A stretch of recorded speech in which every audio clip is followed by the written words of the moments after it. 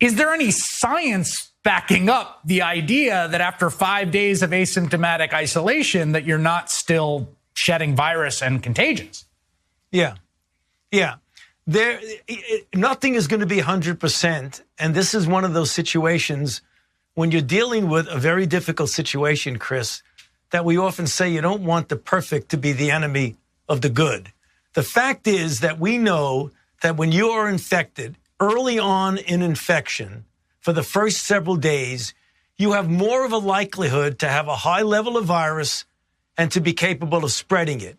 As you get into the second half of that 10-day period, we know that the virus in general, not for every single 100% of the people, but for most of the time, for most of the people, that level of virus diminishes to the point where the CDC feels, and I don't disagree with them at all, that wearing a mask is ample protection during that second half of a 10-day period. When you balance that against the importance of trying to get people back functioning in society, because the alternative is something that no one wants, and that's to shut down completely.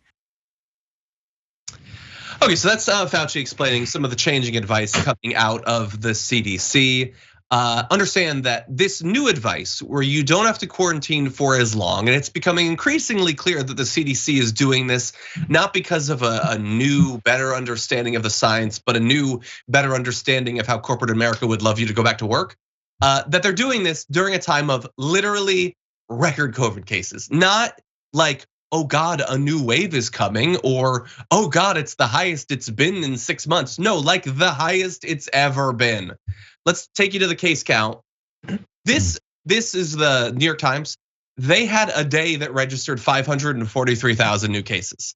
So that might be something having to do with reporting coming out of the weekend or the holidays or whatever.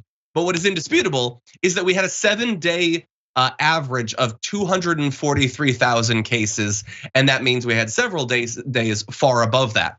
We had one day that had broken the previous record by 140,000 cases. Jesus. And it's during all of that, amidst winter and holiday travel, the CDC is like, look, this is my interpretation. I'm not an expert, I don't have insider information. But I feel like what the CDC is saying, regardless of how they might gussy it up with PowerPoint presentations, is whatever. That's what it feels like.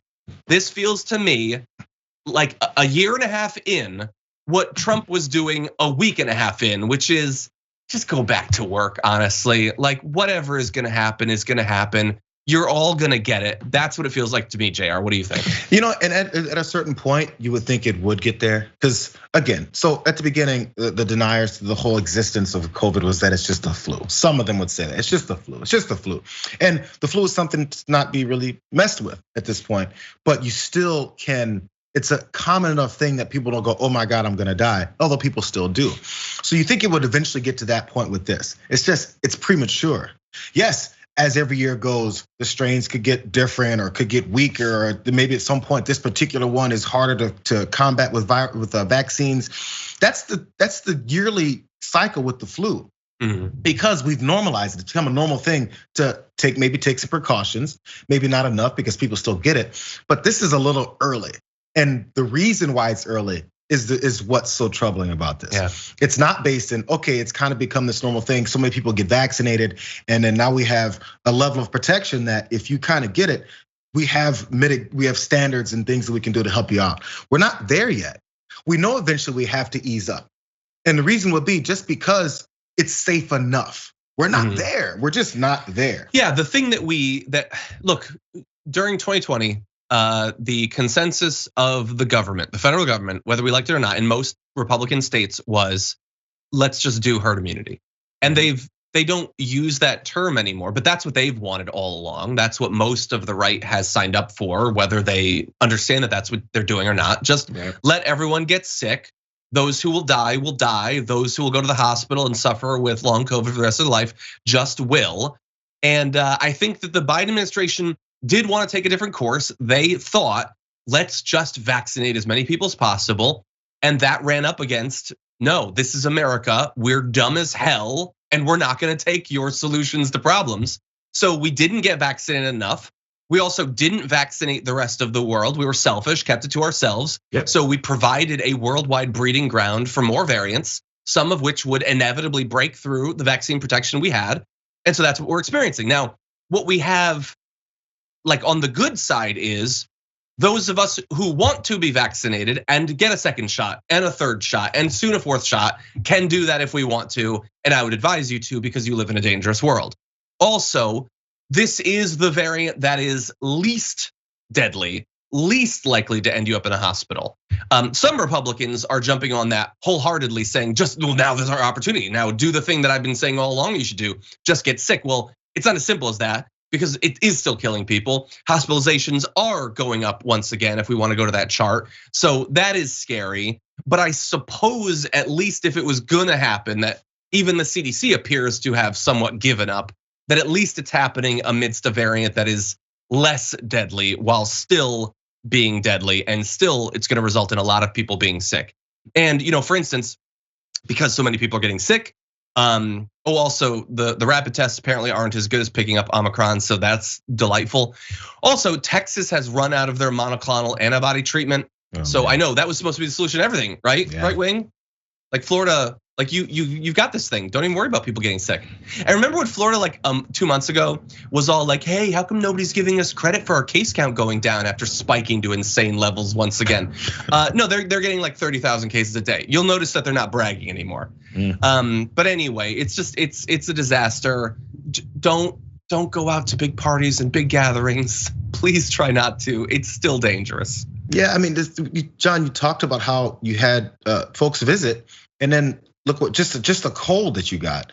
So if you could have missed your family for that week or a few days, you'll see them again. You guys will see them again. The problem is if you say, I must see them because it's the holiday season, I must see them, you're gonna make it your last time seeing them?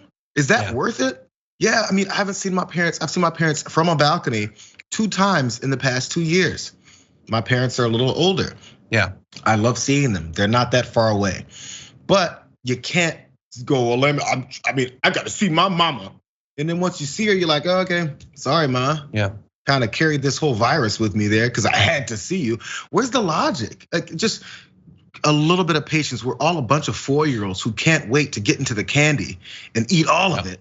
And then have a stomach ache and be like, why is my stomach hurting? You guys told me I could have some, it's such stupid logic. Why don't we get this? Jared, you are so right. America failed the marshmallow test. That's all it is. Totally. Like culturally, we failed. And it's gonna get worse. Like we just had all the Christmas travel. We know that there's a delayed period for people to manifest symptoms. We're already at record levels. Do you have any idea what the case counts are gonna be like in a week? Even if you didn't believe it, even if you think that Fauci and Biden are responsible and making this up, it happened last year. Your reality should tell you that this is how this works. You don't have to listen to anybody. Be your own person and stop listening to the media and the government. Watch what just happened last year. We had spikes during the holiday season because of the same reason we have a spike for this holiday season. Yeah, and even if you think that you're inevitably gonna get it, which is looking more and more like a self-fulfilling prophecy, definitely get vaccinated while you can. Because even if you're responsible, you might get it. So I think I have a cold right now. I'm gonna get tested. It is possible that what I have right now is COVID. And thank God I was vaccinated because maybe I'm less likely to spread it. Maybe what I'm experiencing won't be as bad as it could have been. I feel pretty good right now, actually. Maybe that's the Dayquil talking, I don't know, but I feel pretty good. So do what you can. What you cannot do is put up a 100% shield against you ever getting COVID. That is not going to work, but you can and should take protective defensive measures as you do with literally everything else in your life.